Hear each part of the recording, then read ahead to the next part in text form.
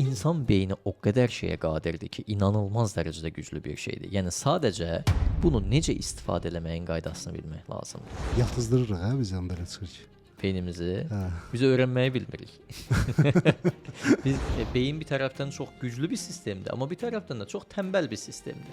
Theta healingdir, sonra hipnozdur, access bardır. Yəni bu metodlar çoxdur. Yəni bunun fərqi nədir? Bu psyche bizə nə verir?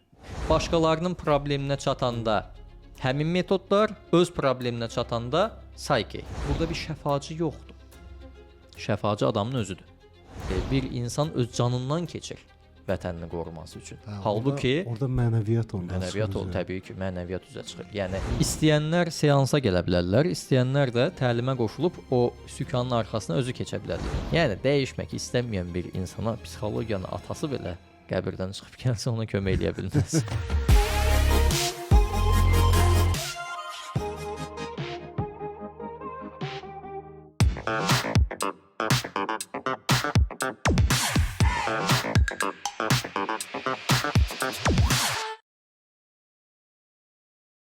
Peşəkar video və podkast çəkilişlərinizi ən son avadanlıqlarla təmin olunmuş Biznesgar komandasına həvalə edə bilərsiniz. Həmçinin çəkiliş üçün otaq və səs avadanlıqları, kamera və işıq aksesuarlarının icarəsi mümkündür. Mişan bəy salam, xoş gəlmisiniz. Salam, xoş gördük.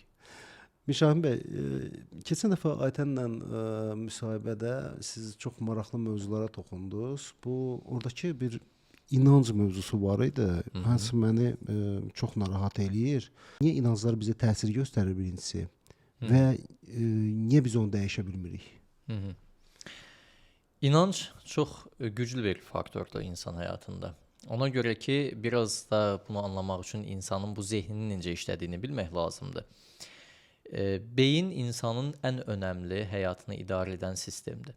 Yəni zehin.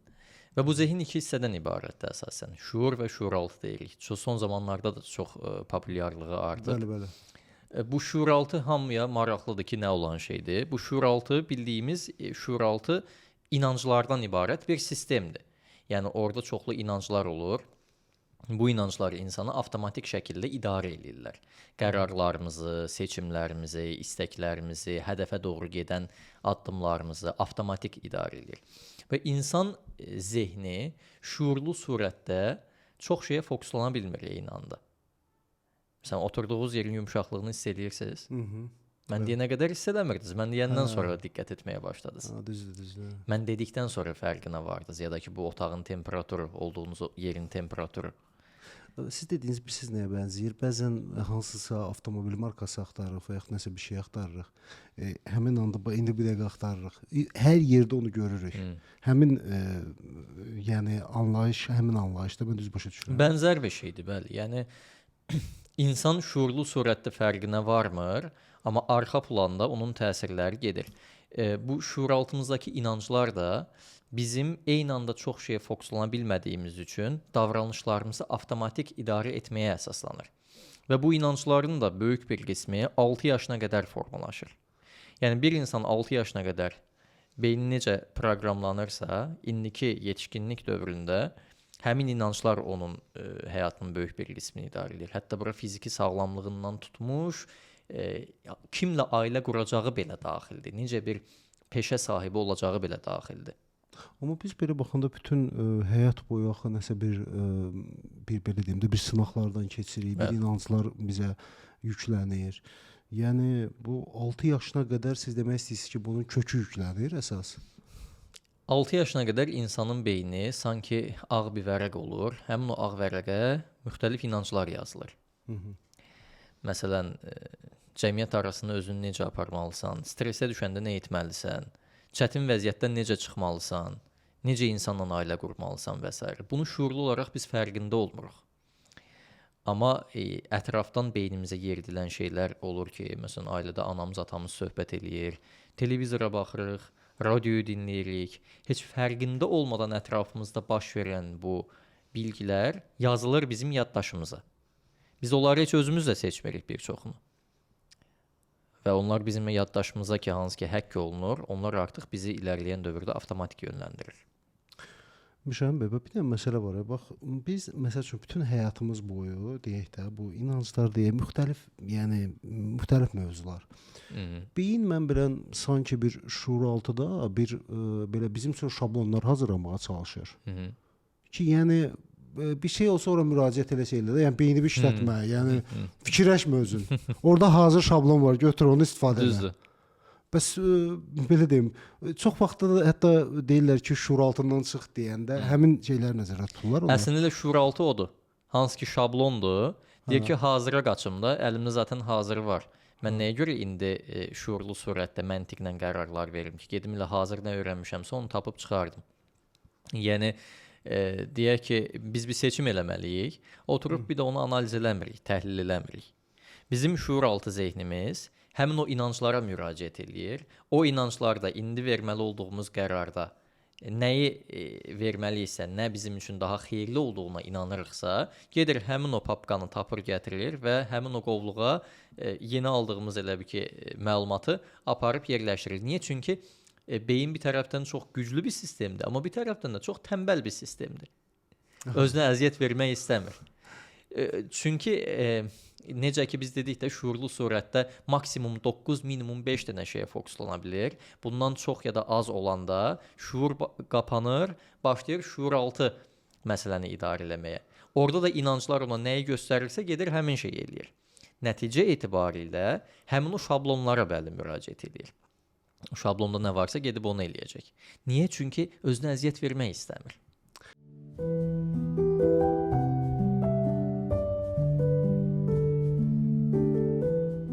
Çox dəyərli izləyicilərimiz, mən sizə çox təşəkkür edirəm izlədiyiniz üçün, kommentlər bildirdiyiniz üçün, kanalımıza abunə olduğunuz üçün.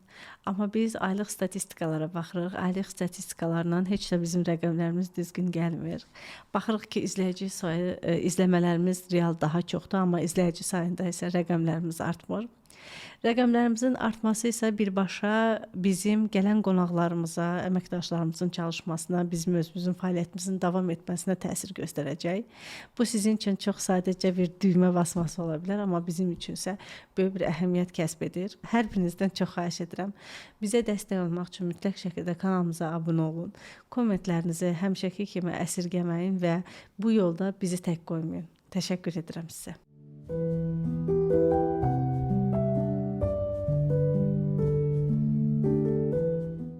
Müşahim bəy, bax bizim ümumiyyətlə bizi bir formalaşdıran, belə deyək də, sizi müşahin eləyən, məni fuad eləyən o inanclar, digər belə deyim də, illərlə formalaşan bizim dəyərlər də hansı ki formalaşır. Evet. Buna Maslow piramidası deyirlər, bəli, ona formalaşır. Biz faktiki olaraq özümüzü dəyişmək istədikdə, daha yaxşı versiyamızı keçmək istədikdə, faktiki olaraq o piramidanı dağıtmalıyıq, belə düz başa düşürəm mən. Piramidanı biz istəsək də dağıda bilmərik. Çünki o piramidaya baxsaq, o insanın ehtiyaclarını hazırlayıb, piramida şəklində Maslow. Orada deyir ki, insanın həyatında ən təməldə gələn şeylər fiziki ehtiyaclardır. Yəni, insan fiziki olaraq varlığını davam elətdirə bilməsi üçün müəyyən şeyləri təmin etməlidir. Bunlar da nədir? Yemə, içmə, qidalanma, qalacaq bir yeri olmalıdır, qidası olmalıdır, çoxalması üçün cinsəl instinktləri olmalıdır və s. Bunları təmin elədikdən sonra da əldə elədiyi bu şeyləri qoruyub saxlamağı bacarmalıdır. Yəni təhlükəsizliyi təmin eləməlidir. Ondan sonra özünü bir yerə aid hiss etməlidir, bir yerə aid olmalıdır, sevgi ehtiyacı orada gəlir. Ondan sonra etap-etap özünü reallaşdırma, hədəflər qoyma və ən axırda da mənəviyyat gəlir. Bunu dağıtmağa ehtiyacı yoxdur. Sadəcə bilinməsi gerəkən bir şey var ki, Maslow piramidasında bir hissə təmin olunduqdan sonra o biri hissəyə keçilir. Yəni bu bilirsiniz nəyə bənzəyir? Toylarda bəzən olur ya, bu qədəhləri belə qoyurlar, yuxarıdan da içkini süzürlər. Biri dolur, ondan sonra daşır, digərlərini doldurur. Onlar da dolub daşanda digərlərini doldurur. Bu piramida eynən həmin sistemlə işləyir. Yəni aşağıdakı dolub daşanda bir yuxarıdakini doldurur. Bir dənə istisna var burada. Piramidanın ən təpə nöqtəsində olan mənəviyyat hissəsi. Yəni Maslow deyir ki, sən fiziki ehtiyaclarını ödəyə bilmirsənsə, sən sevgi haqqında, təhsil haqqında düşünməzsən. Yəni küçədə acından ölən bir adamın çox elə vecinədir, təhsil necə gəldi, nə bilim, sevgi necə getdi. Bununla maraqlanmayacaq. Onun birinci növbədə prioritet qarnını doyuzdurmaqdır. Elədir, elədir. Bir dənə mənəviyyatda bu keçərli deyil. İnsan bütün o piramidanın etaplarını tamamlayıb zirvəyə çatanda mənəviyyat ehtiyacını tamamlamaq istəyəndə aşağıdakıları boş verə bilir. Məsələn, normalda bir insan aclığa tab gətirə bilmir, amma oruc tutan bir insan 3 saat burada ac qala bilməyən adi vaxtda bir adam 14-15 saat ac qalır, susuz qalır. Və yaxud da ki 2-3 dəqiqə siqaret çəkmədiyi üçün belə deyək də partlayan bir adam, içinə sığmayan bir adam bir sutkaya yaxın bir müddət ərzində siqaret çəkmir. Necə olur? Nə baş verir? Nə dəyişir ki orada? Dəyişən odur ki, insanın mənəviyyatını doyuzdurma ehtiyacı ona daha böyük bir güc-qüvvət verir. Oradan gəlir o. Yəni ki, yuxarıdakı belə deyim də, mənəviyyat ona əlavə güc verir. Bəli, yəni o piramidada bir dənə istisna var. Təməli, yəni fiziki ehtiyaclarını ödəməyən bir insan üçün bəli, sevgi çox da vecinə olmayacaq, aid olma çox da vecinə olmayacaq, amma mənəviyyatla maraqlanan bir insan üçün artıq aşağıdakılar çox vecinə olmayacaq. Bütün canlılar, fikir verin, bütün canlıların əsas birinci məqsədi həyatda qalmaqdır və nəslini artırmaqdır. Bütün bioloji sistemlər və psixoloji şeylər hamısı bunun üzərinə qurulub. İnstinktiv də, instinktiv olaraq. Amma fikir verin, müharibə zamanı insan öz vətənini qoruması üçün, o mənəvi dəyərdir də, eyni zamanda mənəviyyatdan gələn bir şeydir. Vətənini qoruması üçün özünü güllənin qabağına atır, tankın qabağına atır. Şəhid olmaq hazırdır. Şəhid olmaq, bəli, bizim milli dəyərlərimizdə də bu çox öz əksini tapır. Yəni bir insan öz canından keçir vətənini qoruması üçün. Halbuki orada mənəviyyat olur. Mənəviyyat olur, təbii ki, mənəviyyat üzə çıxır. Yəni adam bir canlı üçün həyatını davam etdirməkdən önəmli nə ola bilər? Amma insan mənəviyyatını fəda verir. Bəli, mənəviyyatını qoruması üçün öz fiziki varlığını qurban verməyə hazır olur. Bəs belə deyim, bu piramidada sizin də sevgi dediniz də, sevgidir, digər mənəviyyat məsələlərdir. Bunlar hamısı belə deyim də, azdan çoxdan hamımızın həyatında var. Bəs bu dəyişiklik belə deyim də, bu nəsə bir dəyişiklik eləmək lazımdır. Çünki bu piramidanı olduğu kimi saxlayanda o dəyişiklik eləyə bilmirsən. Nə etməliyik biz onun üçün? Bax hansı hissəsini dəyişə bilərik orada? Niyə bir şey dəyişmək üçün çalışaq ki? Yəni o piramidada nədir ki, doğru olmayan onu dəyişmək istəyirsiniz? Yəni bax insan məsəl üçün həyatında bir düz getmirsə yolu və bu piramidası bunun belədir də, formalaşıbdır. Bu nə etməlidir? Olduğu kimi saxlamalıdır onu. Bir insanın həyatında bir şey düz getmirsə, bu məsələ piramidadan qaynaqlı olacaq deyə bir şey yoxdur. Yəni gedib problemi niyə piramidada axtarırıq ki biz? O şuuraltı formalaşan o inanclarıdır, inancları deyil onun. İnanclar və dəyərlər həmin o piramidada müəyyən yerlərdə öz əksini tapır, yəni orta hissələrdə. Amma əsasən bunun nə olduğunu bilmək üçün, yəni inanclar və dəyərlərin olduğu yer Maslow piramidasında deyil, altılı dünya modeli dediyimiz bir modeldədir. O nə modeldir? Altılı dünya modelini Robert Diltz'in də Dil illüziyaları kitabı var. Burada da öz əksini tapır. Orada da maraqlananlar oxuya bilərlər. Orada deyir ki, insanın həyatı 6 etaba bölür. Mühit, davranışlar, bacarıqlar və vərdişlər, inanclar və dəyərlər, kimlik, şəxsiyyət və ən sonunda da mənəviyyat. Deyir ki, yəni burada etap-etap bunlar formalaşır. Birinci mühit, yəni insan dünyaya gələndə müəyyən bir mühitdə dünyaya gözünü açır. Sonra bu mühitə adaptasiya ola bilməsi üçün müəyyən davranışlar sərgiləyir. Yəni deyək ki, bir qartal balası yumurtadan çıxandan sonra gözünü açdığı mühitə adaptasiya ola bilməsi üçün məsələn qanad çırpmağa başlayır.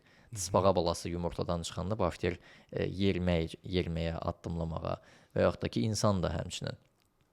Hər bir canlı içində olduğu mühitə adaptasiya ola bilməsi üçün müəyyən davranışlar sərgiləyir. Və bu davranışlar instinktiv, bəli. Sonra bu davranış, instinktiv olaraq gələn davranışlar bir müddətdən sonra insanda avtomatikləşir. Hansı ki, şuuraltı hissəyə ötürülür artıq. Şuurlu surətdə bunu eləmir artıq. Şuuraltı tərəfindən avtomatik idarə olunur. Və bu adlanır bacarıq və vərdiş. Yəni, şuuraltı tərəfindən avtomatik idarə olunan davranışlara biz bacarıqlar deyirik, vərdişlər deyirik.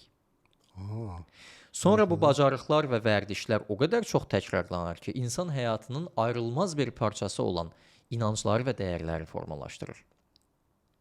Məsələn, Azərbaycanlılar olaraq dünyaya gözümüzü açırıq və vətənimizi qorumaq üçün, xalqa xidmət etmək üçün, eyni zamanda milli mənəvi dəyərlərimizi qorumaq üçün müəyyən davranışlar sərgiləyirik. Bu bir müddətdən sonra bizdə artıq avtomatikləşir, yəni bir vərdiş halını alır. Məsələn, deyək ki, yaşlı insan görəndə avtomatik olaraq ayağa qalxırıq, ona yer veririk, uşaqları qorumağa çalışırıq. Bu bir dəyərdir də, Dəyərdir. formalaşan dəyərdir. Yəni o artıq həmin o bacarıq, vərdiş insanda bir dəyər halını alır. Əslində pis bir şey deyil, bunu saxlamaq. Pis bir şey deyil ki. Bunu İndi dəyərlər təbii ki, dəyərlər və inanclar pis bir şey deyil. İndi hər şeyin günahını biz atırıq inancların üzərinə ki, bilməliyik ki, bizim inanclarımız həm bizə xidmət edən inanclar olur, həm də bizə əngəl olan inanclar olur.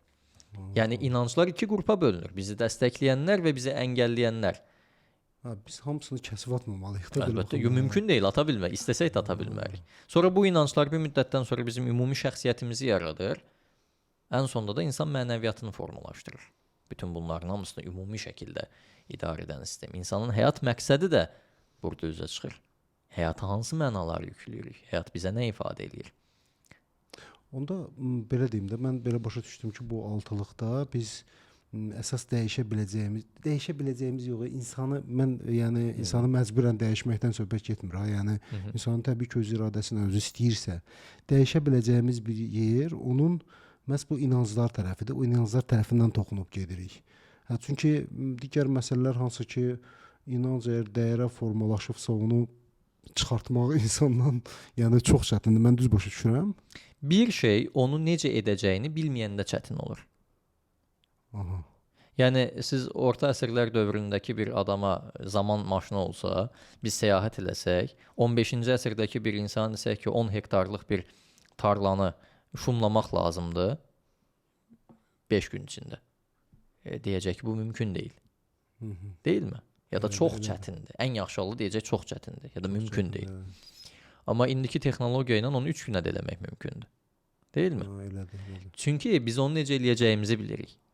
Necə eləyəcəyini bilməyən insan üçün bir şey çətin olur. İnancları da dəyişmək mümkündür. Yetər ki, insan onu necə eləyəcəyini bilsin. Necə eləyəcəyini də ki, özü bilmir də, yəni faktiki olaraq belə deyim. Ona görə psixoloqlar ona görə müraciət edirlər də onda. Ona görə müraciət edirlər. Bir də necə eləyəcəyini bilməkdə də indi son zamanlarda müxtəlif qollara ayrılır. Necə eləyəcəyini bilmək var, bir də bildiyinin asan versiyasını bilmək var. Bildiyinin asan versiyasını bilmək. Yəni çətin yol var, bir şeyin çətin yol var, bir də asan yol var. Məsələn, biz Bakıdan İstanbula piyada da gedə bilərik aylarla. Velosipedlə də gedə bilərik.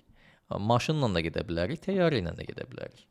Əslində belə deyim də, asan dediyimiz yollar hansında deyirik ki, bu asandır, bu 2 dəqiqə olacaq. Orada biraz insanlarda həmişə şübhə yaranır da. Mənim özümdə də şübhə yaranır. Burada nəsə var da, yəni bu asandır, tez olacaqsa burada deməli nəsə sualtı nəsə var altında. O da bir inancdır. Çünki uşaqlıqdan bəri beynimizə yeridilir. Deyirlər ki, məsələn, nə qədər çətin bir şeyin öhdəsindən gəlsən, o qədər dəyərlisən. Məsələn, mənim öz həyatımda çox olub bu. Və ilərləyən zamanlarda yetkinlik yaşına çatanda ayağıma dolaşan iplərdən birisi idi. Uşaq vaxtı məsələn dərslərimi tez bir zamanda, yaddaşım yaxşı idi. Tez bir zamanda oxuyurdum və yadımda qalırdı dərslərimi hazırlayanda. Və evdə də baxırdılar, soruşurdu valideynlərim ki, hazırlamısanmı dərsini? Hazırlamış olsam belə, əgər ona az vaxt sərf eləmişdimsə, dedilər ki, yəqin 100% sən yaxşı öyrənməmisən bunu, get bir də otur oxu. Amma öyrənmişəm. Amma tez bir zamanda elədiyimə görə, asan bir şəkildə elədiyimə görə nəsə düz deyil. Nəsə bir şey düz deyil. Yəni burada bir şeyi düzgün eləməmsən. Standartdan qırağa çıxsan. Faktiki olaraq onların özlərinin inanclarıdır da. Məsələn, ananızın, atanızın inancıdır ki, bunu çox oxumaq lazımdır ki, gedəsən də. O da, yəni onda da günah yoxdur. O da öz doğru bildiyini ötürür. Yəni o da belə görür. O da inanır ki, çətin bir şeyin öhdəsindən gəlmək daha qiymətlidir. Buna nə qədər çox zaman sərf eləmisənsə, enerji sərf eləmisənsə, deməli o qədər yaxşı eləmisən. Bunu şuuraltı bir inanc olaraq mənimsəyir və heç fərqində olmadan ilərləyən zamanlarda, yetkinlik yaşına çatanda istər-istəməz bizim daha çətin bir şeyin dalınca getməyə vadar eləyir. Asanlığı qırağa qoyub çətinliyin arxasınca düşməyə vadar eləyir. Ona görə də prinsipi həyatımızda bu biz şey eləyirik, həmişə düşünürük ki, böyük pul qazanmaq istəyirsə çox əziyyət çəkməliyik. Eynən. Yəni o yaranan oradan inanclar oradan gəlir Bəli, də. bəli, bəli. Ondan gəlir cəmiyyətdə olan deyilən müxtəlif kollektiv inanclardan gəlir. Bir də burada bir dənə yaddaş mövzusuna toxundunuz. Bu bayaq sadaladığınız bu 6 dənə bölmə var da, indi bilmirəm adını necə deyim. Altılı model, dünya modeli. Dünya modeli, bəli. O dünya modelində o yaddaş hardadır orada? Yəni o siz bir şeyi yadda saxlayırsınızsa, onu o da şuuraltıya yazır onu, yoxsa nədir o elə? Yaddaş ümumiyyətlə olur qısa müddətli yaddaş, bir də uzun müddətli yaddaş. Aha. Yəni belə deyək də bir kompüterlə müqayisə eləsək də, yəni kompüterlə müqayisə eləmək olar, çünki zaten kompüter insan beyninin süni bir modelidir. Ən mükəmməl kompüter insan beynidir. Qısa müddətli yaddaş var, bir də uzun müddətli yaddaş var. Mən məsələn Dünya Yaddaş Federasiyasının üzvüyəm bu arada. Yəni Dünya Yaddaş Olimpiadaları Federasiyasının üzvü olaraq 2014-cü ildən bəri aktiv olaraq yaddaş olimpiadalarında iştirak eləmişəm. Yəni biz yaddaş olimpiadalarında yüzlərlə, minlərlə rəqəmi düzgün ardıcıllıqla yadda saxlayırıq, qalıcı bir şəkildə. Və bəzən insanlarda sual yaranır ki, bu yəqin fitri bir istedaddır. Xeyr, bu öyrənilə bilən bir bacarıqdır. Mən də bunu sonradan öyrənmişəm, hansı ki, indi bunu öyrədirəm başqa insanlara necə eləyə biləcəklərini. Yaddaş altılı dünya modelində bir yerdə olmaq məcburiyyətində deyil. Yəni yaddaş həyatımızın hər sahəsində var. Çünki insanların adlarını yadda saxlamalıyıq, üzlərini yadda saxlamalı oluruq, rəqəmləri, tarixləri, bizə verilən tapşırıqları. Ən çox da gələn müraciət bu olur ki, mənim yaddaşım zəifdir. Və 99% hallarda o insanın yaddaşı zəif olmur. Bayaq əvvəldə də qeyd elədiyimiz kimi, o insan necə eləyəcəyini bilmir. Necə yadda saxlayacağını bilmir. Adını da qoyur ki, mən yadda saxlaya bilmirəm. Bir də məsələ var Müşahin bəy. Bəs indiki dövrdə faktiki olaraq belə deyim də ChatGPT var, Google var, yəni istənilən moment girib istənilən informasiyanı biz öyrənə biləriksə, onu beynimizə niyə doldururuq? O demək deyil ki, hər şeyi beynimizə doldurmalıyıq. Faktiki olaraq yaddaş yaxşıdırsa hər şeyi hopdururuq özünə. Yaddaşla bağlı bizə ən çox verilən sualın biri oldu ki, elə bilirlər biz yaddaş olimpiadalarında iştirak edirik, yaddaşımızı gücləndiririk deyə biz elə hər şeyi yadda saxlayırıq. Yox. Mən istədiyim şeyi yadda saxlayıram. İstəmədiyim yadda saxlamıram. Faktiki olaraq yadda saxlayırsınızsa, o sizə nə verir? Çox şey. Mən məsəl üçün əgər belə deyim də, misal üçün də mənzumda götürüm, mənim yadımda qalmırsa o, məsəl üçün mən ChatGPT digərinə müraciət edib onu ala bilərəmsə, o niyə onu eləməliyim, mən onu başa düşmürəm. Birincisi, hər şeyi süni zəka həll eləyə bilməz. Hər zaman da sizin yanınızda ola bilməz. Həyati bacarıqlarda elə şeylər biz öyrənirik ki, imtahanda və s. lazım olan vaxtda, deyək ki, imtahana girmişik, ChatGPT-ni istifadə eləməyəcəyik imtahanda. O da var. Və yaxud da ki, bir çıxış eləyəcəyik cəmiyyət qarşısında. Orada biz kağızdan oxumayacağıq ki, və yaxud da ki, süni intellekti istifadə eləməyəcəyik ki. Orada biz gərək informasiyanı yadda saxladığımız şeyləri yada salaq. Və yaxud da ki, məsələn, sosial cəhətdən iş dünyasında ən vacib şeylərdən birisi insanlara adı ilə xitab eləməkdir. Ən çox qarşılaşılan problemlərdən biri budur. Məndə də belə bir kimlənsə qarşılaşırıq, deyir, bu adamı hardasa görmüşəm, üzü sima tanıdıqdır, adı yada düşmür. Nə işlə məşğul olduğu yada düşmür. Bir insanı bir dəfə görmüsünüzsə və uzun müddət sonra ona adı ilə xitab etsəniz, o insan üçün çox önəmli bir dəyər kəsb etmiş olarsınız. Duyğusalla bir bağlılıq yaranır. Yox, həqiqətən fərqli yanaşma olur. Çox fərqli yanaşma olur. Yəni bir insan çünki həyatda ən çox eşitmək istəyəcəyi şey öz adıdır. Mən hətta bəzi situasiyalar olur, elə yaddan çıxardan anda adını deyən kimi yazıram. Məndə siz necədir? O yaddaş məsələsində mən belə deyim də, mənim yaddaşım çox yaxşıdır. Mən yadımda saxlayıram. Hətta belə bir kitabı oxuya bilərəm. Nöqtə virgülünə kimi yadımda saxlayıram. Amma məsələ siz nədir? Bir müddətdən sonra mən başladım düşünməyə ki, bu da oxudum. Sonra dedim, bu yaxşı, oxumuşam, bu mənə nə verir, bunu necə istifadə edeyim? Oxumaqda oxumuşam, amma bunu necəsə istifadə eləmək lazım. Bax, o praktik həyata qatılanda artıq gördüm ki, yox, burada nəzəriyyə işləmir. Burada hər şey gözəldir, amma praktik nəsə bir şey olmalıdır, bu necə eləyəsən? Bilirsiniz, praktika və nəzəriyyə bir-birini tamamlayan ikilidir. Nəzəriyyəsiz praktika, praktikasız nəzəriyyə bir işə yaramır. Bilgi də, praktika da ikisi də birlikdə olmalıdır. Çox gözəl olar ki, bunların ikisi də bir eyni anda olsun.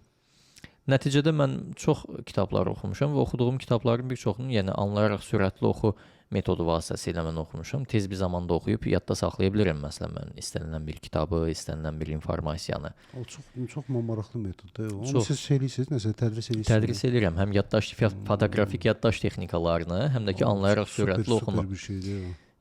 İnsan beyni o qədər şeyə qadirdir ki, inanılmaz dərəcədə güclü bir şeydir. Yəni sadəcə bunu necə istifadə etməyin qaydasını bilmək lazımdır. Yatızdırırıq hə biz belə çıxır ki. Beynimizi biz öyrənməyi bilmirik. biz öyrənməyi öyrədirik insanlara təlimlərdə. Bir arada mən bu internetdə baxırdım, insanlar götürürdülər, məsələn, kitabı oxuyurdular, baxırdım oxuyurdular, tez-tez oxuyurdular belə. Adamlar var idi, hansı ki, vərəqləri həddindən artıq tez-tez çevirirdilər. Yəni mənə də qolurdu ki, bu yəni necə da, yəni başa düşdüm oxuduğunu, yəni bunu necə başa düşdün? İçindən sual verir, sualı dəqiqliklə cavablandırır. Valla belə deyim, onların çox fırıldaqçıdır. Onu başdan deyim, o da var. Mənim də çox qarşıma çıxıb, hətta onlardan bəzilərini biz Federasiya Olimpiyadaya dəvət eləmişik. Dünya Yaddaş Olimpiyadasına, yerli olimpiyadalara. Adam açır kitabı belə-belə vərəqləyir, ancaq belə baxır, üstündən keçir, güya bunun yadında qaldı. Sual da verilir. Öncədən oxuduğu bir kitabı verir. 4-5 dənə kitabı oxuyub, aparıcıya verir ki, şoudur da, sən bunlardan istədiyin birini seç, mən oxuyum, yadda saxlayayım, sən də sual ver, mən onu deyim sualın cavabını. Onların çoxu fırıldaqçıdır. Biz elələrinin bir çoxunu olimpiyadaya dəvət eləmişik. Hətta demişik ki, sponsorluğunu da biz eləyirik. Hər şeyi biz deyib, bütün xərclərini də qarşılayırıq. Demirsən, bunu bacarıram. Valla biz bacarmırıq. Mən dəqiqədə 600-dən o tərəfə keçməmişəm. Ən yaxşı tələbəmiz 1000-1200 söz oxuyub, 70-80%-ni yadda saxlayıb ki, bu çox böyük bir nəticədir. Yəni normalda biz indi sizdən məsələn oxuma sürətinizi ölçsək, ya da çox adamınkini ölçsək, ortalama mənim də öz təcrübələrimdə görürəm ki, 70-dən 120 aralığında bir şey çıxır. Yox, bu fərqli olacaq. İndi təsəvvür eləyin ki, bunu 5 dəfə artırmaq nə deməkdir? O deməkdir ki, sən oxuduğun kitabı 5 dəfə daha tez oxuyacaqsan. O deməkdir. 5 gün oxuduğu bir günə, 5 saat oxuduğu bir saat oxuyacaqsan. Əslində belə baxanda çox kömək olur. Çox. Yəni o adamlara biz deyirik, gəl olimpiyadada o zaman iştirak elə, rekordlar kitabına salaq da adını. Nəsə səs çıxmır onlardan. Bir ara mən sizə deyim ki, o kitablar məsələsində mən özümdə çox oxuyuram da, mütaliə edirəm. Mən əvvəl otururdum, başlayırdım onu dərin analizlə gedirdim. Sonra bir müddət sonra başqa bir metod başladım istifadə etməyə. Sadəcə olaraq başladım oxumağa, oxuyub gedirəm prosta. Yəni heç fikirləşmirəm içində nə var, nə yox. Sadəcə oxuyub gedirəm, oxumaq xətrinə də belə deyək. Oxuyub gedirdim, oxuyub gedəndən sonra bir gün fasilə verdim, bir gün fasilədən sonra başladım oxumağa. Çox belə səlis, özdə belə deyim də, çox möhkəmlənmiş şəkildə yadda qalırdı o məlumatlar. Beynin işləmə prinsiplərini bilmək lazımdır. Yəni biz hansı ki bu təlimlərdə sırf onu öyrədirik. Bir şey deyim sizə. Deyək ki, gedirsiniz mağazadan bir dənə elektronik bir əşya alırsınız. Məişət əşyası. Mənim öz başıma gələn şeyi deyim sizə. Deməli, bu kokteyl aparatı almışdım. Blender. Gətirdim evə, düzdüm, qoşdum, gördüm işləmir. Düyməni basıram, işləmir, düyməni basıram, işləmir. Özüm də deyirdim ki, yaxşı bunun zəmanəti var, aparıb qaytararam. Apardım cihazı mağazaya, dedim ki, bəs xarab aparat satmısınız da, işləmir. Oğlan düzdü qoşdu, düyməni bastı, işlədi. Hə, dedi ki, müəllim, siz bunu taxandan sonra bir də fırlatmaq lazımdır ki, o tam yerinə otursun, təhlükəsizlik tədbiridir də, elə olur, işləyir. Hə, bir şeyin fərqinə vardım. Mən onu necə eləyəcəyini bilmədiyim üçün adını qoymuşdum ki, xarabdır. Texnikasını bilmirdim.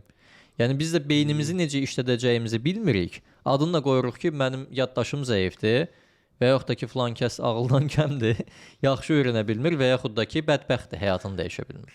Bax, biz məsəl üçün yaddaşımızda saxlayırıqsa müəyyən bir informasiyanı, düzdür də. Yaddaşımızda biz nəyisə oxuduqca avtomatik olaraq şuuraltıda bir şablonlar yenə yaradırıq da. Düzdürmü? Bəli, bəli. Hə, düzdür. Nə qədər çox oxusaq, bu şablonların sayı artır və bizim qərarımızda yəni əsas rol oynayır. Baxın, biz bəs hardan bilirik ki bu düzgündür bizdə yoxsa səhvdir? Məsələn, elə kitablar var ki, görmüsüz də bir 10 il bundan qabaq deyirlər doğrudur, deyirlər yox, bu doğru deyil, doğru fikir deyil. Adam qalır belə indi. O necə təyin eləyəsən onu? Valla həyat göstərir özü. Yəni praktika ilə demək. Praktika, yəni belə deyim, insan zaten mükəmməl mükəmməl bir şəkildə yola başlaya bilməz. Hamı bir addım atır, həyat yolculuğunda ilerləyir. Nə düzdür, nə səhvdir, əslində düz və səhv yoxdur. Yoxdur belə. Faydalı və faydasız var. Öyrəndiyimiz şey də nə zaman bizə faydalıdır, faydalılıdırmı, faydasızdırmı yol boyunca zaten biz onu görürük. Dünən faydalı olan şey bugün faydasız ola bilər. Dünən faydasız olan bir şey bugün faydalı ola bilər. Mən çox görmüşəm bunu. Həyatımda elə şeylər olub ki, demişəm mən bunu niyə öyrənirəm? Bu mənim nə işimə yarayacaq? Elə bir məclisdə o mənim elə bir şəkildə vəziyyətdən çıxardıb, elə bir işimə yarayıb ki, və yaxud da ki, bəzən insan olur həyatında heç vaxt eləmərəm dediyin şeyi eləyirsən və yaxud da ki, həmişə eləyərəm dediyin şeyi birdən-birə silib ata bilirsən. Ona görə həyat dəyişkən bir prosesdir. Həyat dəyişim və balans üzərinə qurulub. İndi öyrəndiyimiz, oxuduğumuz kitab da düzdür, seçə bilərik, düşünə bilərik, hədəf qoya bilərik. Hədəf qoya bilərsən ki, hədəfim budur, bu hədəfimə çatmaq üçün mən bunları mütaliə eləməliyəm. Bu informasiyaları oxumalıyam, öyrənməliyəm. Öyrəndikdən sonra zaten nə bizim işimizə yarayacaq, nə yaramayacaq, nə faydalıdır, nə faydalı deyil, onu həyat özü göstərir zaten bizə. Peşəkar video və podkast çəkilişlərinizi ən son avadanlıqlarla təmin olunmuş Biznesgər komandasına həvalə edə bilərsiniz. Həmçinin çəkiliş üçün otaq və səs avadanlıqları, kamera və işıq aksesuarlarının icarəsi mümkündür. Bütün bu inanclar və digər məsələlər hansı ki biz həll eləməliyik ki, bizim həyatımızda nəsə bir dəyişiklik baş versin. Bunların hamısını demək olar ki, həll edən özü psixologiyadır. Psixologiyadır. Bu amma psixologiyanın da belə deyim də müxtəlif yanaşmalar var. Fərqli yanaşmalar var. Da. Keçən dəfə Aytan xanımla verilişdə sən Psyche məsələsinə toxundun. Mən də getdim biraz araşdırdım. Görüm nədir bu Psyche. Psyche sən demə iki sözün birləşməsi idi, səhv eləmirəmsə də. Psyche və Ki, yəni psixanın açarı. Psixologiya açarı belə, mənasını verirdi. Mənə çox qəribə gəldi ki, yəni bu metodlar çoxdur. Yəni bunun fərqi nədir? Bu Psyche bizə nə verir? Psyche bizə çox şey verir. Niyə görə? Çünki hansı ki söhbətin əvvəlində də dedik ki, bizim həyatımızı şuuraltımız idarə edir, şuuraltı inanclarımız. Yəni təsəvvür eləyin ki, bir şey öyrənirsiniz və bunu həyatınızda bir açar kimi istifadə edirsiniz, bağlı qapını açırsınız. Sizin yanlış bir faydasız həyat yaşamağınıza, sizin xəstə olmağınıza, sizin bədbəxt olmağınıza, sizin özgüvənsiz olmağınıza, sizin istəmədiyiniz bir insanla məcburi şəkildə dostluğunuzu, ailə həyatınızı davam etdirməyinizə səbəb olan arxadakı o inanc nədirsə, onu komfortlu, dəqiq və qalıcı bir şəkildə dəyişdirməyə kömək edən bir şeydən bəhs edirik biz. İndi sizcə bu nə qədər faydalıdır, nə qədər işimizə yarayacaq? Bəs yaxşı, digər metodlar da var da. İndi adını çətinliklə çəkəcəyim metodlar var. Hansılar məsələn? Theta healingdir, sonra hipnozdur, access bardır, nə bilim, yəni xaricdən təzə şeylər də gəlir, metodlar da gəlir, hansı ki kömək edir. Əslində baxsan ki, bu hardasa onların da təsirləri var. Bəs yaxşı, bu Psyche-in belə üstün cəhəti nədir ki, o birlərdən? Bu, belə deyək də, insanların həyatda istədiyi şey nədir? Həyatlarında qalıcı, köklü və dəyişiklik yaratmaq. Düzdürmü? Əslində elə deyil. Nədir İnsanlar bəs? bilsiz nə axtarır? Nə O bizə də yazırlar, mən görürəm. İnsanlar az qalır deyə ki, bir dənə bax mənə bir belə dərman ver. Onun üçün mənim problemlərim həll olsun. Bəs indi məsələ odur da, onu axtaran insan heç vaxt qalıcı bir dəyişiklik yaradanmır həyatında. Müvəqqəti. Bəli, müvəqqəti resept axtarır. Bir insanın həyatda qalıcı və köklü və dibinə qədər huzurlu yaşaya biləcəyi dəyişikliyi təmin etməsinin sirri o dəyişikliyi edənin özü olduğunu dərk etməsində yatır və öz həyat məsuliyyətini anlayıb o sükanın arxasına özünün keçməyində yatır. Yəni o Psyche bunun üçündür. yəni o axtardığımız dərman bizim özümüzün içindədir də Əlbəttə, belə. əlbəttə. Və Psyche-nin fərqi odur ki, Psyche həmin o axtardığın dərmanın səndə olduğunu sənə öyrədən, o dərmanı oradan tapıb çıxartmağınıza xidmət göstərən bir açardır. İndi adını çəkdiyimiz metodlar var. Məsələn, mən onları çox belə deyək, istifadə etmədiyim və dərinliyini bilmədiyim üçün çox da o barədə fikir bildirməyəcəm, amma məlumatım var. Onu deyə bilərəm ki, bu metodlarla məşğul olan insanların bir çoxunun öz problemlərini həll etmək üçün gəldikləri nöqtə Psyche-dir. Onu deyim sizə. Şəxsən mən özüm onları təlimlərdə görmüşəm. Hansı ki, o sadalanan metodlarda çox məşhur olan insanlar özləri öz problemlərini həll etmək üçün Psyche-yə müraciət edirlər. Bilirsiniz necədir? Burada hər kəsin özünə məxsus istədiyi bir şey var. Yəni burada istəyən ona da gedir, istəyən buna da gəlir. Sadəcə olaraq fərqlərini bu şəkildə mən sıralaya bilərəm. 1. İnsanın köklü bir şəkildə qalıcı dəyişiklik yaratması üçün gücün özündə olduğunu bilməsi lazımdır. Psyche bunu təmin edir. Bunun üçün də dəyişikliyi edənin özü olduğunu anlaması lazımdır. Ona görə də Psyche bu cəhətdən, fəlsəfəsi cəhətdən zaten fərqlidir o birilərindən. Nəyə görə? Çünki burada bir şəfaçı yoxdur. Şəfaçı adamın özüdür. Yəni biri sizin üzərinizdə bir şey etmir. Məsələn, hipnoz fəlsəfə baxımından zaten bir çoxları bunu açıq-aşkar deməsə də, arxa planda etdikləri müəyyən davranışlarla və yaxud da ki, istifadə etdikləri müəyyən dil qəlibləri, sözlərlə qarşılarındakı insanda elə bir təəssürat yaradırlar ki, sən mənə tabe olmalısan, mən sənə bir şey etməliyəm, mən sənə bunu verməliyəm, sən bunu edib həyatında bir şeyləri dəyişdirməlisən. Yəni birinin üzərində bir şey etməyə çalışırlar. Bu, o insanın gücünü əlindən almaqdan başqa bir şey deyil. Psyche bunu etmir. Əslində mən sizinlə razıyam ki, hipnozda o birlər metodları demirəm, amma hipnozla mən əleyhinəyəm ümumiyyətlə hipnozun. Çünki bir şey ki, insanın iradəsinə qarşı çıxır. O metodun mən ümumiyyətlə əleyhinəyəm, o istifadəsi hər bir şeyi. Bilmirəm, indi bu dəqiqə indi istifadə edirlər, indi hələ öz seçimini eləyir, o öz işləridir, təbii ki, mən bir şey demirəm ona. Amma burada bir dənə məsələ çıxır. Yəni siz dediyiniz şeyləri o birlər də eləyir də, yəni. Hələ mən tuta bilmirəm ki, Psyche onu necə eləyir ki, o rahat eləyir, onu nəsə tez eləyir, nə edir onu? Psyche birinin üzərində bir şey etmir, biri ilə birlikdə bir şey edir. Yəni o adamın prosesini asanlaşdırır. Bu bir. İndividual yanaşır, yəni. İndividual yanaşma hamısında var, o heç. Ancaq ki, Psyche-nin əsas fərqi nədir? Psyche elmi şeylərə əsaslanır. Psyche insan beyninin sağ və sol yarımkürəsini tam şəkildə whole brain state teorisinə əsaslanır. Yəni tam beyin teorisinə. İnsanın beyninin iki yarımkürəsini balanslı şəkildə tam vəziyyətdə istifadə edib o böyük gücü aşkara çıxartmasına və lazım olan inanc dəyişikliyini asan bir şəkildə etməsini təmin edir. Bir fərqi budur. Fəlsəfəsindən zaten bəhs etdik. Birinin üzərində bir şey etmir. O insana öz gücünü geri qazandıran bir üsuldur. Bu, bilirsiniz nəyə bənzəyir? Bunu əsasən bizim müəllimlərdən birisi var, Marta Vargas da bunu bu şəkildə təsvir edirdi. Bir ananın öz övladını, öz körpəsini qucağında saxlamasına bənzəyir. Ana körpəsini nə çox sıxmır, nə çox ona qayğı göstərmir ki, onun gücünü əlindən alsın. Eyni zamanda ona elə bir qayğı göstərir ki, o körpə böyüyür və bir sağlam bir fərd olaraq özü öz ayaqları üzərində dayana bilir. Yəni orada əslində o körpənin bir ana nə edir? Öz övladının sağlam bir şəkildə bir fərd olaraq, sərbəst bir fərd olaraq yetişməsi üçün güvənli və uyğun mühiti yaradır. Psyche-dəki proses də bir asanlaşdırıcı tərəfindən edilən proses də adlanır isumatak. Isumatak? Bəli, isumatak qədim bir termindir. Müdrikliyin aşkara çıxdığı müqəddəs sahənin mühafizəkarı deməkdir.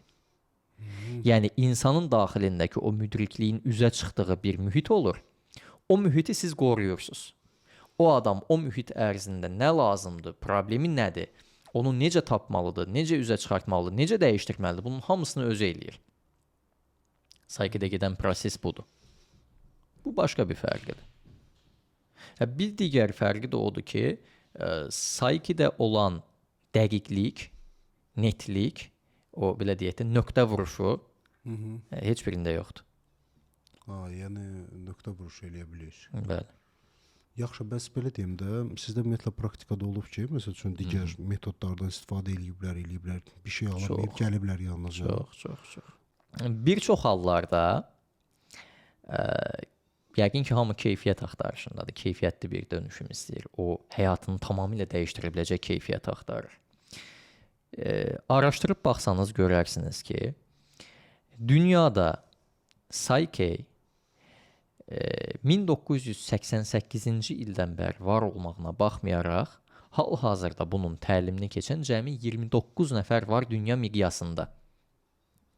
Və Psyche-nin qurucusu, yaradıcısı Rob Williams da bir şey deyirdi ki, bizə çox instruktor, yəni çox təlimçi lazım deyil. Bir şeyə baxın. Psyche o biri metodlar kimi deyil ki, kimsə getsin, əlavə bir ödəniş eləsin, bunun instruktoru, təlimçisi olsun və başlasın özü necə istəyirsə təlimlər keçməyə. Xeyr, standart bir protokolu var. O protokol əsasında hamı eyni keyfiyyəti titizliklə qoruyub saxlamaq şərti ilə bu işdən məşğul ola bilər.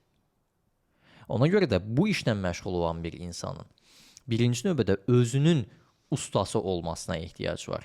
Başqalarının ustası olmasına, başqaları üzərində master olmasına yox. Fəlsəfəsi də burada yenə üzə çıxır. Yəni çox olub. İnsanlar var ki, yəni gəlir seansa qoşulur, özü bir adını çəkdiyimiz metodlar üzrə masterdir, mütəxəssisdir, ustadır, uzmandır.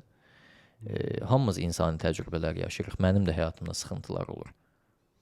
Amma sən özün öz problemini hələ həll eləməklə boğuşarkən başqa bir insana sənin problemini mən həll eləyib səni şəfalandıracam deyirsənsə, bu vicdansızlıqdır.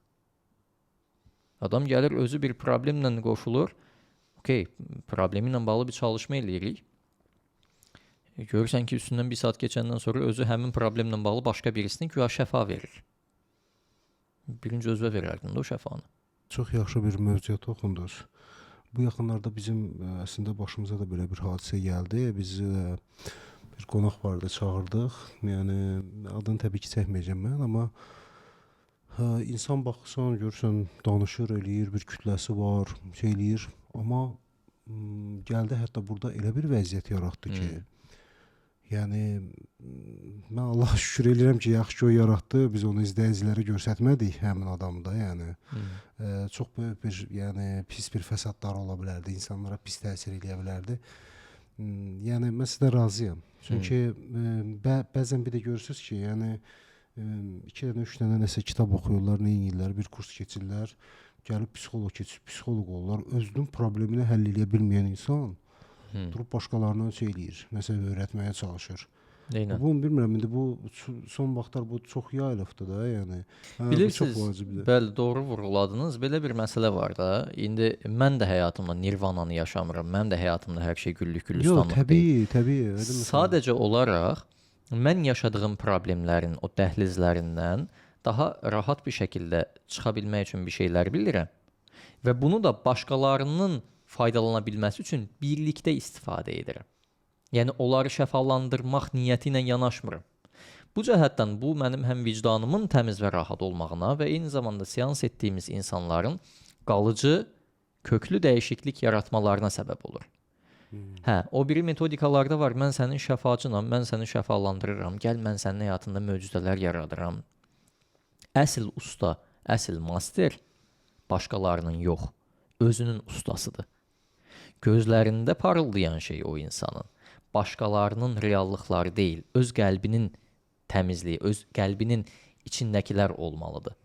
Onun işığını görən başqa insanlar da o işıqda özlərini aydınlatdıqları üçün əsl şəfanı tapırlar. Yəni bir söz var, deyir, qaranlığı lənətləməkdənsə bir dənə şam yandır. Siz bir master olaraq, siz bir usta olaraq əgər o şamı öz qaranlığınızı aydınlatmaq üçün yandırsanız, o işıq başqasının üzünə düşməyəcəkmi? Mən burada öz qaranlığımı aydınlatmaq üçün bir şam yandırdıqda, siz o işıqdan öz faydanızı almayacaqsınızmı? Bax, bunu insanlar dərk eləmirlər. düşünürlər ki, mən gedim birinin üstünə işıq tutum. Da fikirləşmir ki, birinci özünü aydınlat. Onda onları da aydınlat. Onlar da o işıqdan öz payını alacaqlar. Elə həmişə başqalarına bir şey etmək dərdindədirlər. O metodlar onu göstərir, onu tətbiq eləyir. Ona görə də nə baş verir? Egolarını doyuzdururlar, egolarını sığallayırlar. Birisi müvəqqəti olaraq yazır ki, Allah səndən razı olsun, sənin sayəndə mənim həyatım dəyişdi, bilməm nə oldu, öz egosu da şişir burada. Siz burada yalançı psixoloqlardan deyirsiniz. Fırıldaqçılıqdır bu. Arxa planda, amma o arxa planda, yəni bu dəqiqə elə bir vəziyyətdədir ki, göstərilən şeylə reallıqda olan şey bir-birindən fərqlidir. Uzlaşmır. Uzlaşmır. Mən sizdən razıyam. Mən öz praktikamda o görmüşəm. Adamın öz həyatına baxmaq lazımdır. Yəni başqalarının probleminə çatanda həmin metodlar, öz probleminə çatanda psyche. Niyə? O qədər insanlara o çoxları olur ki, çox az bir insan ona görə də gəlir bura çıxır. Niyə? Çünki çox az bir insan özünü dəyişdirməyə maraqlıdır. Çoxunun məqsədi odur ki, bir şey öyrənsin, pul versin, bir şey öyrənsin, getsin başqaları üzərində bir şeylər eləsin, öz egosunu sığallasın, cibini doldursun. Özünü yarat, qoy sənin yaratdığın o reallığın hekayəsini görən insanlar desinlər ki, mənə də bu olsun. Əsl dönüşüm bir ortaqlıqdır. Biri ilə birlikdə etmə prosesidir. Psyche burada üzə çıxır. İkinci bir nüansı da deyim sizə. Bu metodların tarixçəsinə bir ortaya çıxma tarixlərinə baxın. O zaten sizə çox şey deyəcək. Psyche yaradılış, çıxış baxımından onların hamısından daha qədim bir metoddur. İllərinə baxsalar görəcəklər. Bayaqları çox yaxşı bir mövzuya toxundunuz ki, heç birimiz belə deyim də, yəni nirvanaya siz çatmamışıq. Ya təbii ki, mən bunu bir şey eləmirəm. İdeal bir insan mən model axtarmıram, heç fikrim də yoxdur. Mən də hər an özümü dəyişdirirəm. Hər gün işləyirəm özlərimdə. Amma təbii ki, sadəcə olaraq insanlarda siz mənə nə şey eləmir. Adam əgər adamda olmayan şeyi digərinə öyrətməyə çalışırsa, bu məni narahat eləyir. Prosta sən özün o qədər mən başa düşdüyüm bu da, ola bilər mən nəsə səhv edirəm. Amma başa düşdüyüm odur ki, sənin özün hələ hazır deyilsənsə, psixoloji hazır deyilsənsə, sən başqasına nə öyrədirsən? Sənin bu təcrübə ilə formalaşır da, bu təcrübən yoxdursa onu, sən başqasına nə öyrədə bilərsən? Sən özünü apara bilmirsənsə, başqasına nə öyrətmək istəyirsən? Bu çox vacibdir. Son vaxtlar biz daha çox qarşılaşırıq bu proqram vasitəsilə, bu insanlarla da qarşılaşırıq eləyirik və mən izləyicilərə də müraciət eləmək istəyirəm ki, çox ehtiyatla insanları bir araşdırsınlar, bir baxsınlar, görsünlər nədir. Bu insan belə deyim də, dünən öyrənib diplom alıb gəlib şey eləmirsə, yəni bir həyat təcrübəsi varmı, nəsə eləyə bilərmi, ondan sonra geçsinlər. Yəni, çünki çox qorxulu halda insanın başına nə gələ bilər, yəni mən təsəvvür eləmirəm də, yəni o halda.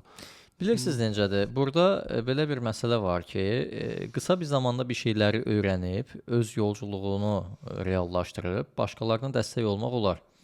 O demək deyil ki, elə biz birinə bir şey deyiriksə, öyrədiriksə ki, öyrətmək düz ifadə deyil burada. Bəli, öyrətmək niyyəti ilə yaxınlaşsaq siz deyəndir. Amma əsl bu psixoloq, əsl psyche asanlaşdırıcısının vəzifəsi zaten birinə bir şey öyrətmək deyil. Ki siz onsuz da dünyadakı bütün informasiyaların, bilgilərin tamamına sahib ola bilməzsiniz. Yəni siz bütün sahələrdə uğurlu iş adamı ola bilməzsiniz. Siz həm vəkil, həm psixoloq, həm həkim ola bilməzsiniz. Bir şey deyirsə. Sadə ona görə də bu çox absurd bir şey yaranır da, başqasının özünü şəfacı adlandıran bir insana sual vermək lazımdır. Özünə mütəxəssis, uzman deyən adama sual vermək lazımdır ki, sən özün nəyin uzmanısan ki, hələ başqasına bir şey öyrətdiyini iddia edirsən. Məsələn, biz bunu iddia etmirik. Psyche-də bu iddia olunmur. Psyche-də bir insan bütün cavablara özü zaten sahibdir, malikdir. Bütün müdriklik onun daxilində var. Onu aşkara çıxara bilməsi üçün ona yetər ki, əlverişli şərait yaradılsın. O zaten o müdriklik orada üzə çıxacaqdır. Bu bilirsiniz nəyə bənzəyir? Toxumu biz əkirik. Qışdır, qarın altındadır, cücərməyib. Yaz gəlir, havalar isinir. Əlverişli şərait yarananda nə baş verir? O toxum başlayır göyərməyə, cücərməyə. Yəni yetər ki, əlverişli bir şərait yaransın, o insan öz dəhlizindəki yolu özü zaten tapacaqdır. Bu niyyətlə yaxınlaşıb, bu fəlsəfəni icra edən bir metod varsa, ki Psyche bunu eləyir zaten.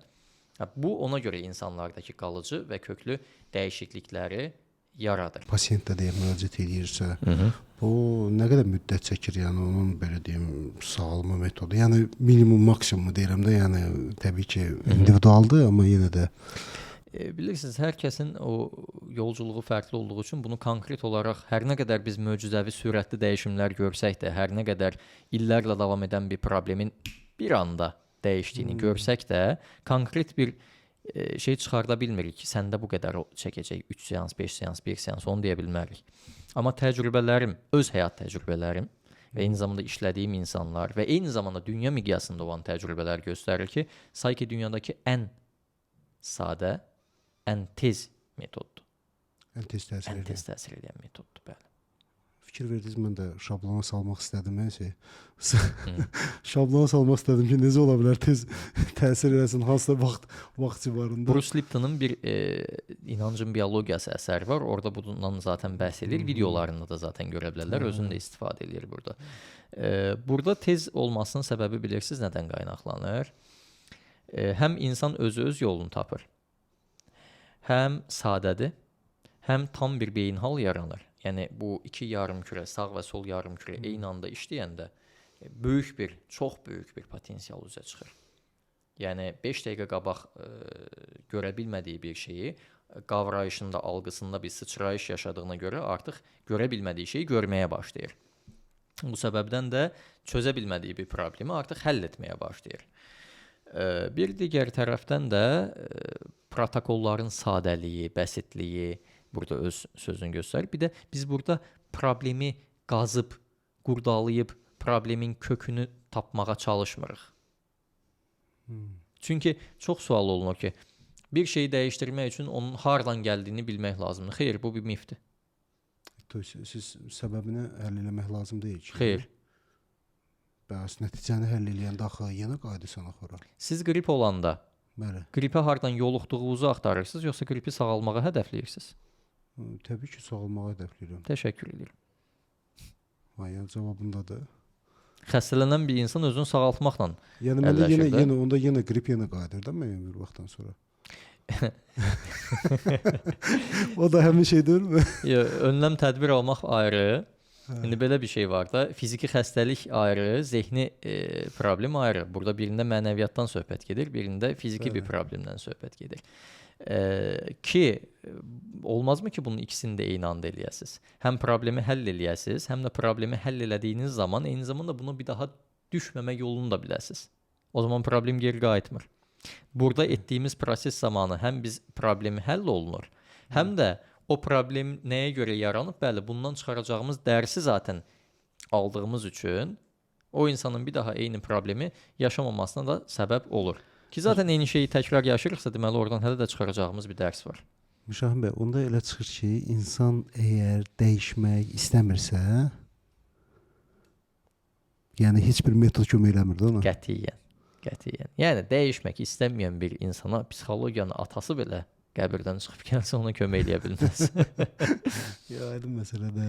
Yəni insan özü istəməlidir.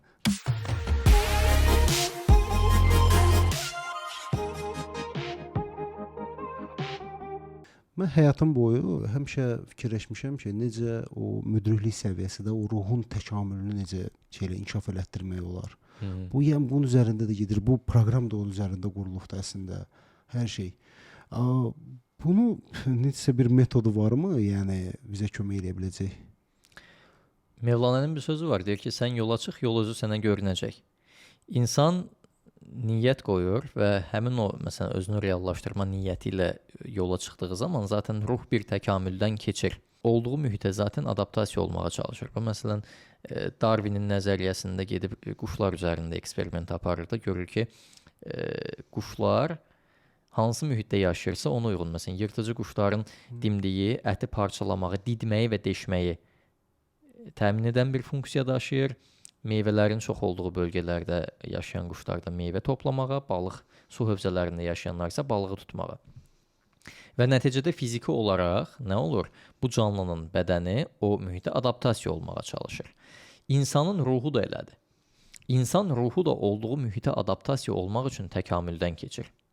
Və insan dünyaya gələndə saf bir təmiz enerji ilə dünyaya gəlir körpəlikdə. Uşaq olur da, düzdürmü? Sonra cəmiyyətin bizə yüklədiyi həmin o məhdudlaşdırıcı inanclar ki var, bizim boynumuza müəyyən yüklər qoyur. Və biz həmin o yükləri ömrümüzün böyük bir qismində daşımağa məcbur oluruq.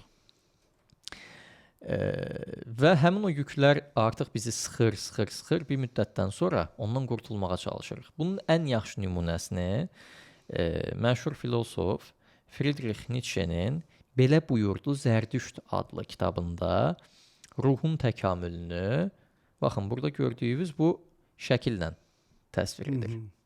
Dəvə, aslan və uşaq. Dəvə, dəvədən çıxan aslan, aslandan çıxan isə uşaq. Bu nə deməkdir? Bayaq da qeyd elədiyimiz kimi.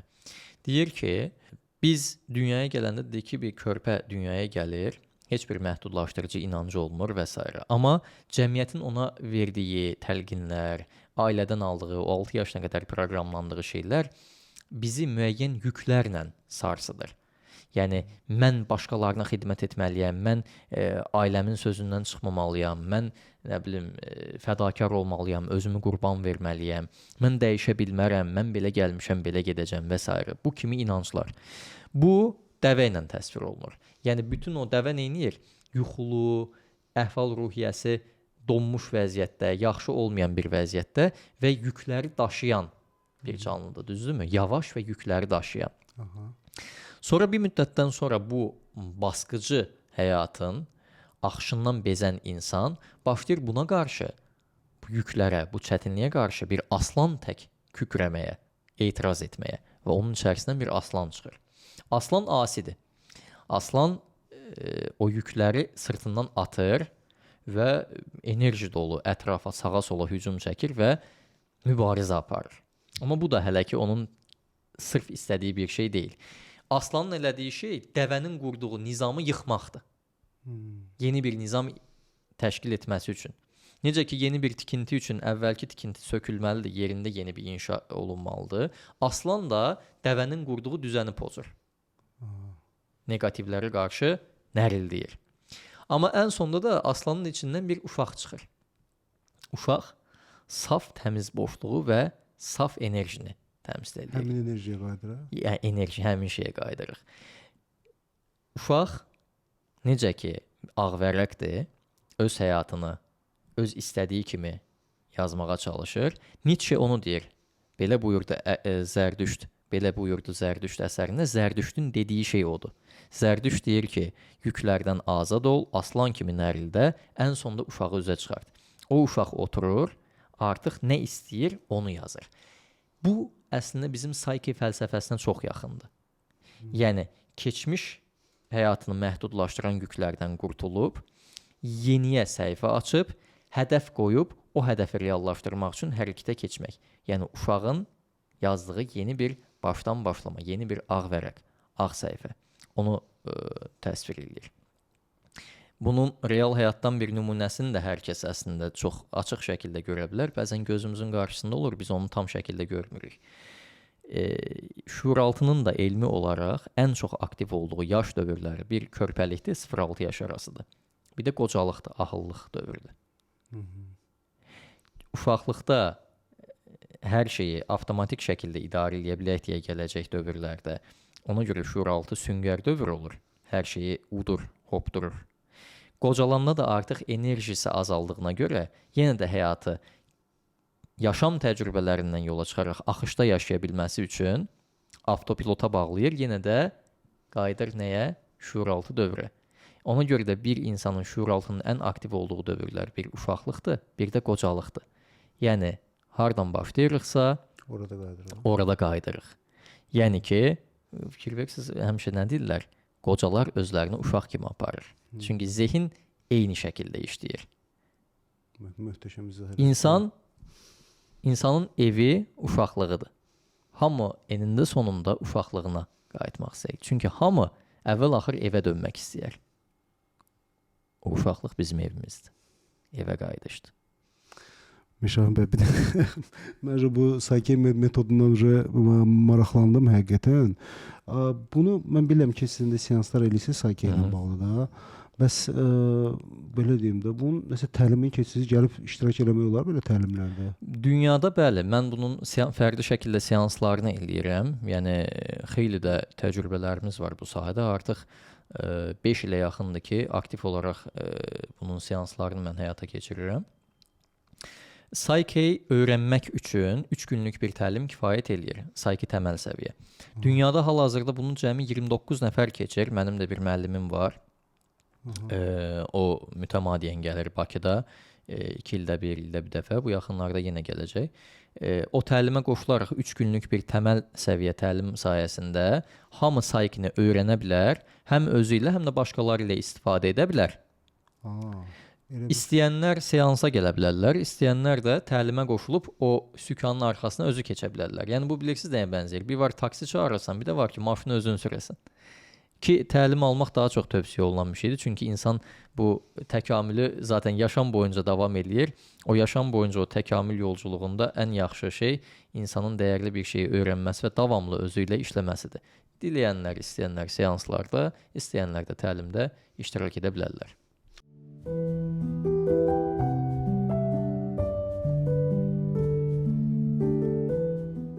Mişan bəy, əslində mən baxan bu Psyche mövzusu məni çox maraqlandırdı. Yəni həqiqətən dərin bir mövzudur, mən görürəm. İnşallah Sadə və biz buna sadə və dərin, bəli. İnşallah biz buna yenə qayıdarıq mütləq. Orada çünki detallar var, hansına ki indi təbii ki toxuna bilmədik, hamısına toxuna bilmədik. Bir daha mən təşəkkür edirəm sizə gəldiyinizə, iştirak etdiyinizə görə. Çox sağ olun. Mən təşəkkür edirəm.